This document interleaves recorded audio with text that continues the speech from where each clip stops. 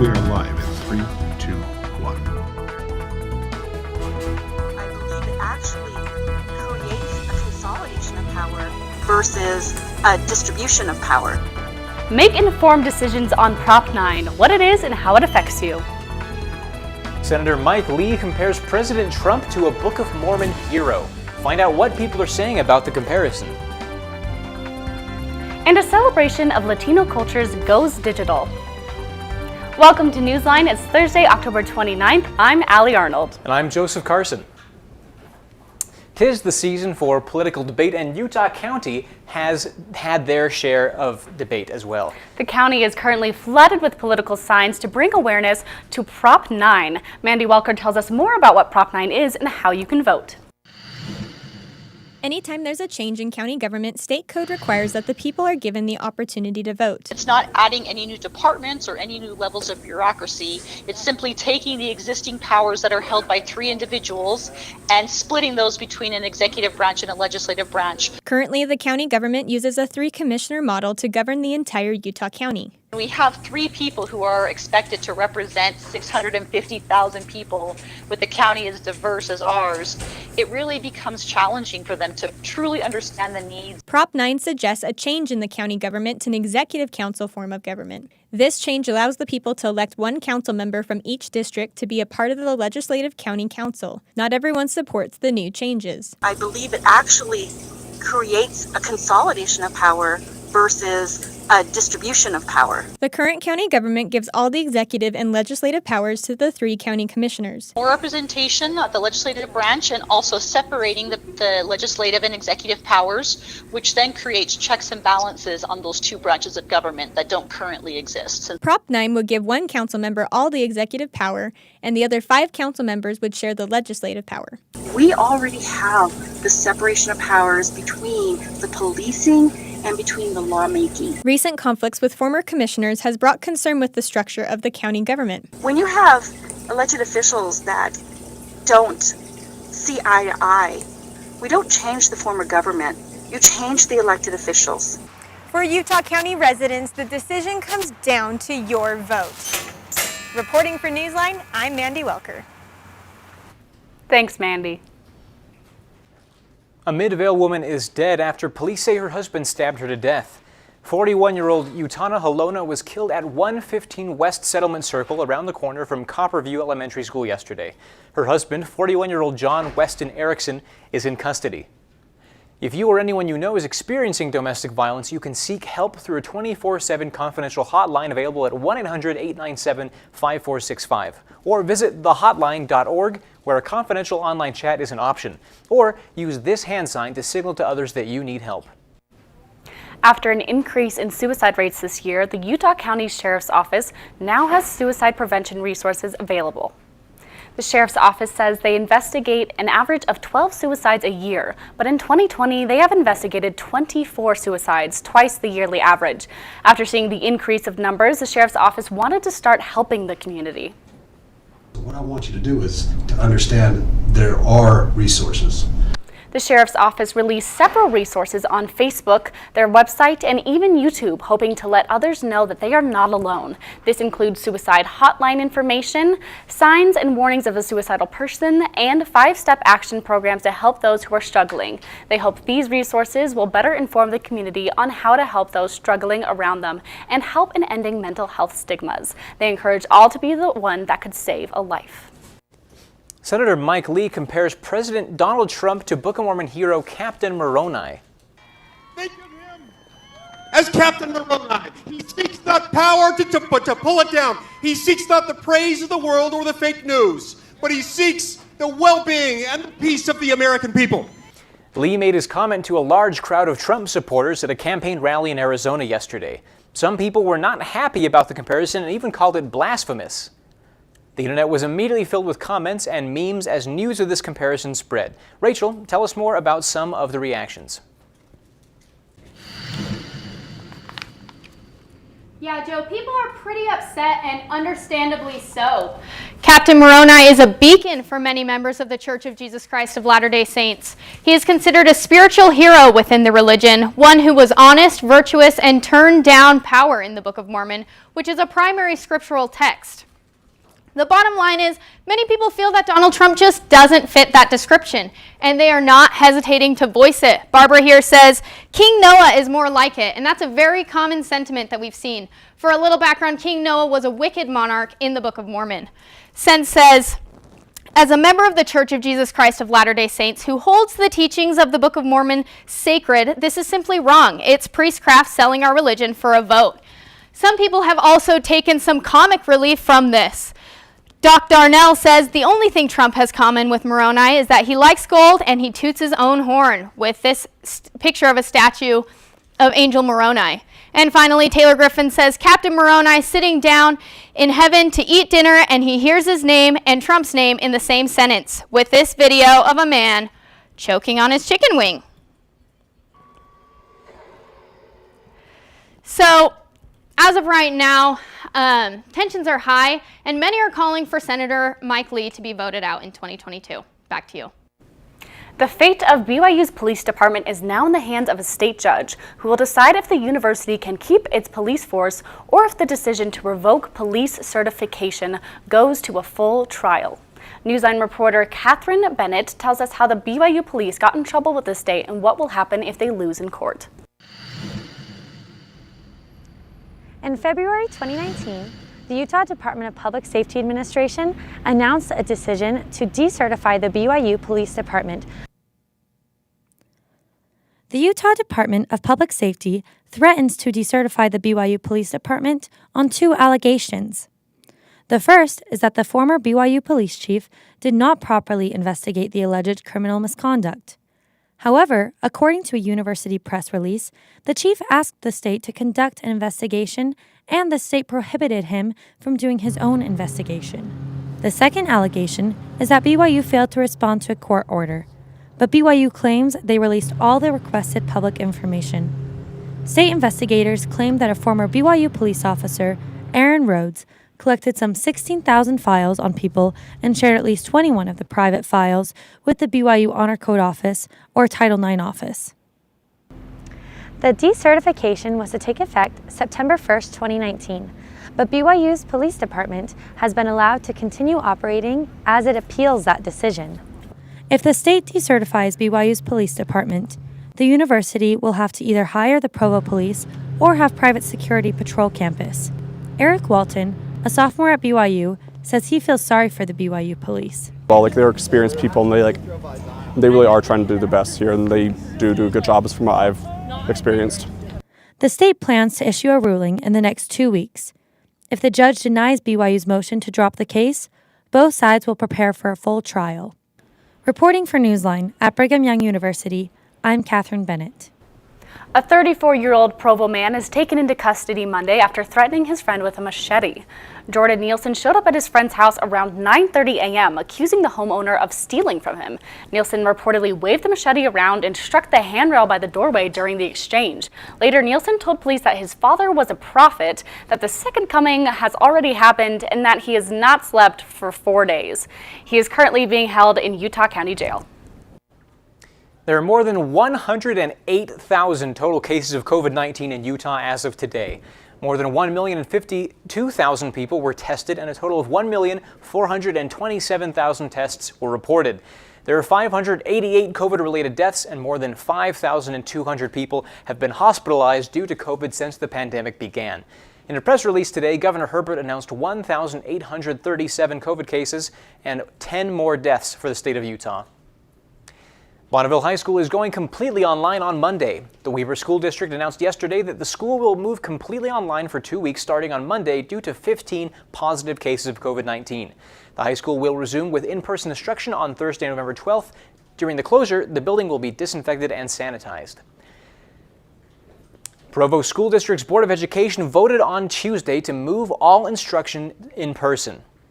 The in-person meetings will start on Monday, November 9th, but Independence High School will begin on Monday, November 2nd. All students will attend school in person Monday through Thursday, and Fridays will remain as an online learning day. One Utah teen wants a women's football team in her district, and she's willing to go to court for it.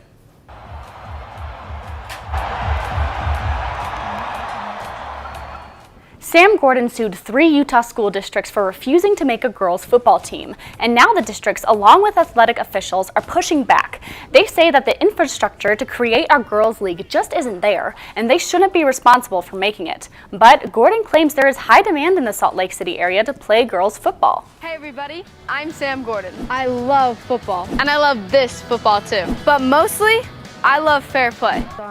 Fair play is at the center of the court dispute as the Title IX debate rages on. Because of growing demand and uncomfortable treatment that Gordon says she and other female players received on their high school's boys football team, she believes now is the time for football to change.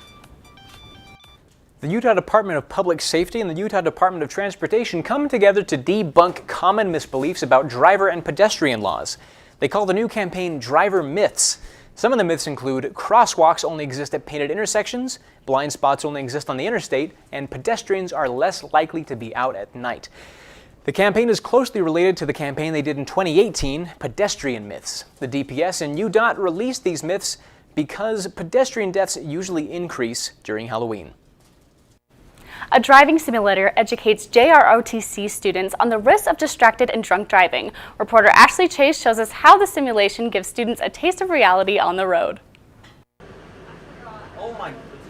What you see here is a driver's seat and a steering wheel, but it's not the kind you may be thinking of. These driver's seats are hooked up to screens, not the road, and are helping teenagers learn to drive responsibly. You can tell them all day, but to have an experience that shows them is just a much different thing. The teenagers participating in the simulation are students of the Utah Military Academy in Lehigh, where they are taught discipline and Air Force values. That Air Force family is what we're trying to inculcate here at the school, that when crisis happens, we look out for each other.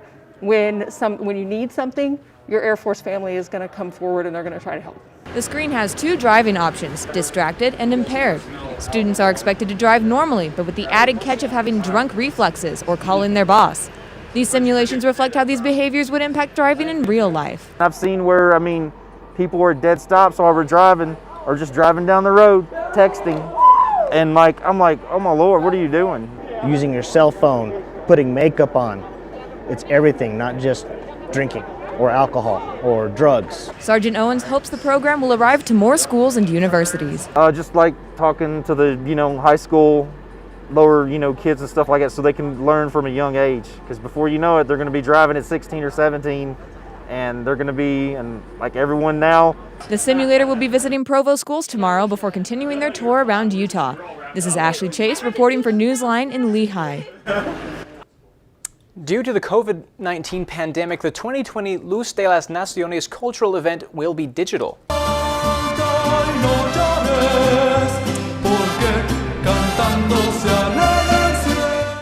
The event showcases Latino cultures from across the world, highlighting their shared belief in Jesus Christ as the light of the world. This year's theme is Unidos en Esperanza, which means united in hope. The event will be broadcast twice, once on November 7th and again on December 19th, both at 7 p.m. The event features a cast of more than 1,000 Latino dancers and singers and can be viewed at Esperanza and Jesucristo.org. A knife attack in France leaves casualties. Enough is enough, and now it is time for France to exempt itself from the laws of peacetime. What started the attack and who it hurt? Next. A lot of people are like, there's no way I'd never go to a haunted house. See what changes one haunted house is making to keep the visitors screaming through COVID. And there's nothing scary about these Halloween temperatures. How a high pressure ridge is protecting our warm weather for the rest of the week. Coming up. There's a lot of fear in coming back to school. I'm a 40-year-old man that walked in there to get his high school diploma. It was very hard for me, but one of the teachers was Miss Araceli. She gave me direction. Every single time I had a question, she'll put down whatever she's doing and she'll sit there with you until you get it. 50% of getting your high school diploma is walking through those doors. The other 50% is doing the work. Find free adult education classes near you at finishyourdiploma.org. Your son wants to get a cat, but you're allergic. Do you A, prepare yourself,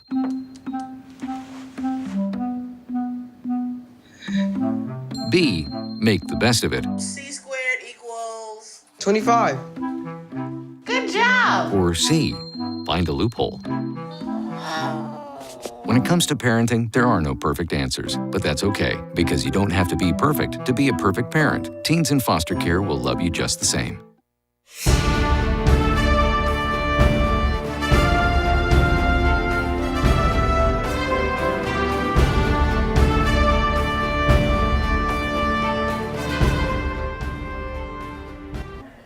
Police patrol the streets of Nice, France after what police say is a possible terrorist attack. 3 dead are from the attack. The first was found with her throat slashed in a church. The second was stabbed to death, and the third was killed in a bar. French police say the attacker is now in the hospital and believes the attack started from the release of an offensive cartoon of Muhammad. Leaders in France have made the decision to once again impose a nationwide lockdown that will last for 4 weeks. This lockdown starts tomorrow. All social gatherings, schools, and non-essential workers will be homebound. People can go outside for no more than an hour per day and stay within a kilometer of their homes with very few exceptions, except if one has a form explaining why they have ventured out. In Thailand, an online retailer dresses up as a zombie to sell the clothes of dead people. She does live streams on social media and shares how each person died while showing their clothing up for sale. Since she started dressing up like a zombie, her views have skyrocketed by 5,000. She first got the idea while attending a funeral and donates part of her profits to Buddhist temples. The Fear Factory in Salt Lake has made adjustments to their haunted house because of the pandemic. Ashley Ward visited the haunted house. Ashley, tell us about what the Fear Factory is and what they're doing. The Fear Factory is one of the top Halloween attractions in the world.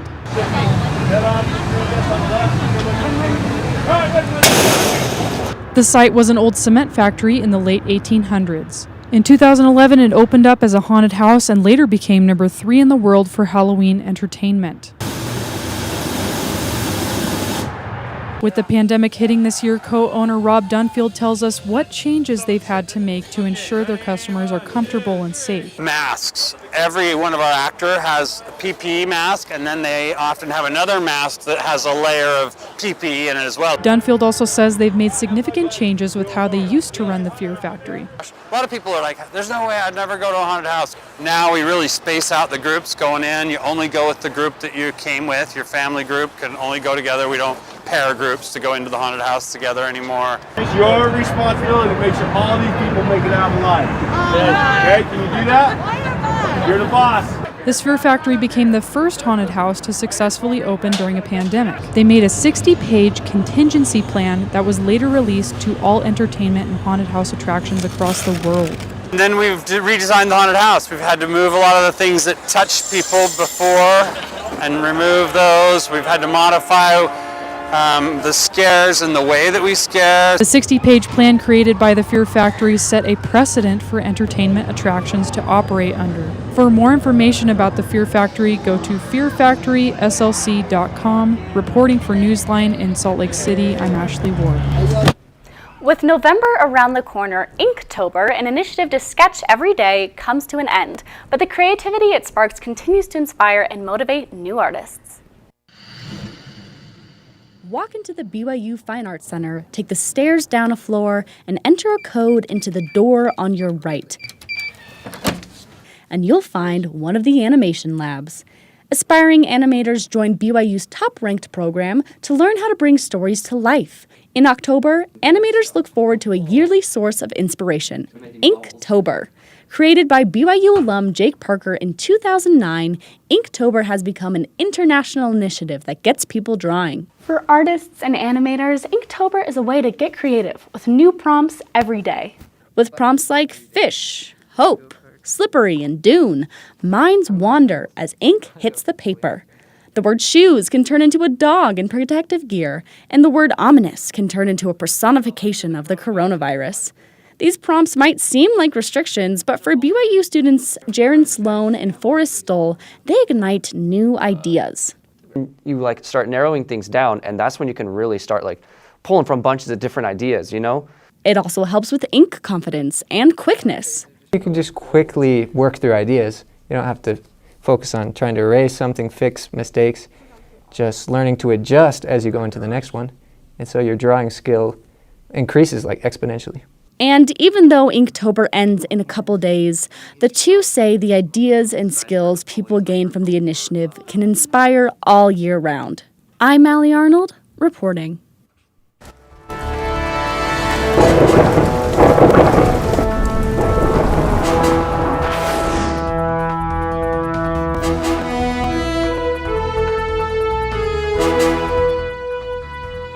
Hurricane Zeta has weakened into a tropical storm, but it's still packing a punch. Zeta made landfall yesterday in Louisiana as a Category 2 storm. The storm is sweeping through the south with sustained winds of around 70 miles per hour. At last check, the storm was moving northeast. Luckily, we're getting a little bit nicer weather in the west coast. If you look at today's temperatures across the country, you see this green, and that is good. It is protecting us from the colds that we're seeing over here, giving us cloud-free warm weather. And we could see that warm weather in today's temperatures with everything trending in the upper 50s, low 60s. You can see here in Salt Lake and Provo, we are in the 60 to 61 range with lows in the low 30s. In Vernal, we have the coldest temperature across the state with a high of 52 and a low of 22.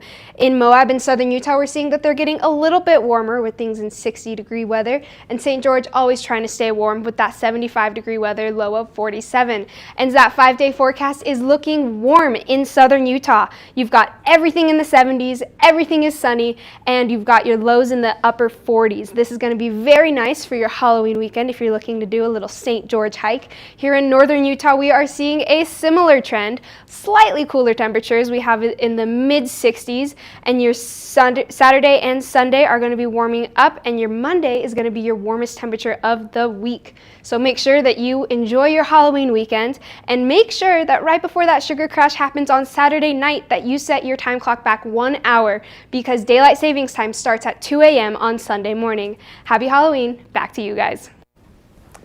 This BYU computer lab wants to connect every family in the world. So we work a lot with like Family Search and with Ancestry.com. We'll tell you when this innovation will make its way to your family tree. Two BYU students run a popular social media page that rates some of Utah's tastiest sit-downs, drive-ups, and hole-in-the-walls. See what these self-labeled eat freaks are reviewing near you. Good morning, Uglyville! Every ugly doll is unique. I'm Moxie. Bobo. Wait. Call me Slick Doll. What? And every child is too. They can be pretty lovable. That's why when you travel, you should make sure your child is in the right seat for their age and size. This is why you're the wisest doll in town. Well, keep them safe by visiting nhtsa.gov/the right seat. Isn't that right, gibberish cat? Just couldn't be better. Find the right seat today. Julie was always a voracious reader. She'd carry 2 novels on an airplane because she'd read one on a 3-4 hour ride. And at some point, I began to notice that she would read a page and couldn't remember what she had just read, and she'd have to go back and read it again. I don't remember much these days after I read, but less does for me, and I love it.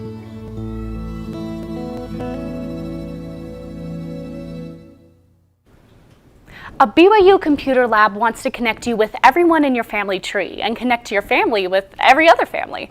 NewsLine reporter Emma Evans gives us an inside look at how members of the BYU record linking lab plans to unite the world, at least on a computer. Basically what we do is specifically look at records researching economic history. So we work a lot with like Family Search and with Ancestry.com, looking through census records. The lab currently employs about 60 students who work on a number of projects for institutions like Family Search and Ancestry.com, or for private donors who need a specific problem solved. They also work with academic partners at around 20 different universities. Dr. Joseph Price, an econ professor who created the lab 5 years ago, says that at the current pace, it would take about 2,300 years for everyone to be gathered on the tree, and that's too slow. I think that if we can 10x it twice, so what I mean by 10x is if we could make what we're doing 10 times more effective, or do what we're doing currently at 10 times faster, or involve 10 times as many people in the work, I think if we can do 2 10x's, 10x twice, we'll be done in 23 years. Dr. Price plans to speed things up using computers. The research assistants help to teach the computer what we as humans do well on Family Search, like attaching records, merging people, and indexing. And then the machine can do all that more quickly and more efficiently. All the years that I have left at BYU, I'm going to do everything in my power to enlist the talented students at BYU to help me in this endeavor. But our goal is to make it so that everyone can be involved in family history. And Dr. Price and the research assistants in the record linking lab want to build up the tree to the point where they have everyone connected, can find their records, and can see how they connect to each other. Reporting for NewsLine, I'm Emma Evans. Thanks, Emma.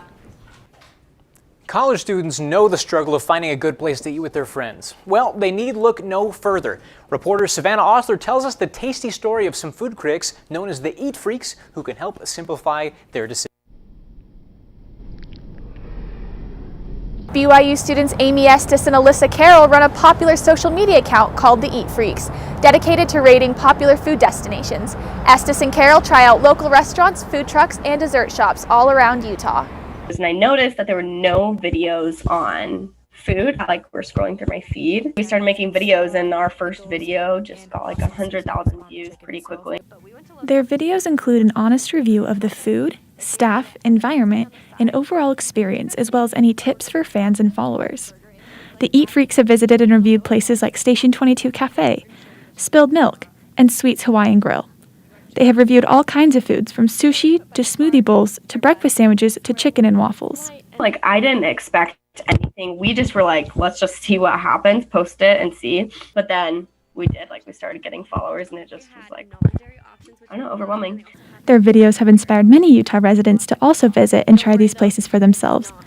Some restaurants have even seen an increase in sales and customers after the Eat Freaks posted their reviews. My favorite part is getting to meet like chefs and business owners, just because being in the food industry is really, really challenging. It is just inspiring, and it's a cultural experience, and I love it. So the next time you and your friends struggle to find a place to eat, check out the Eat Freaks on TikTok or Instagram for suggestions on where to go and what to order. Reporting for NewsLine in Provo, I'm Savannah Osler. Thanks, Savannah. And thank you for watching. Have a great day. Now I'm hungry. I am hungry now.